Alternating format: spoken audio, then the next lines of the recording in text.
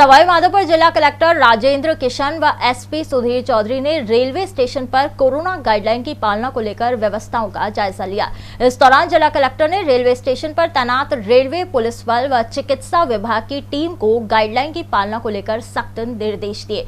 जिला कलेक्टर ने कहा कि अन्य राज्यों से आने वाले यात्रियों की 72 घंटे पूर्व की RT-PCR नेगेटिव जांच रिपोर्ट आवश्यक रूप से देखी जाए और जिनके पास जांच रिपोर्ट नहीं हो उन्हें क्वारंटीन किया जाए। कलेक्टर ने संबंधित अधिकारियों को कोरोना गाइडलाइन की सख्ती से पालना के निर्देश दिए। इस दौरान कलेक्टर ने मेडिकल टीम को निर्देश देते हुए कहा कि अन्य राज्यों से आने वाले जिन यात्रियों के पास 72 घंटे पूर्व की RT-PCR नेगेटिव रिपोर्ट नहीं है, उनके सैंपल लिए जाएं और उन्हें आइसोलेट किया जाए। रेलवे स्टेशन पर बनी चेक पोस्ट के निरीक्षण के बाद दोनों ने शहर का दौरा किया।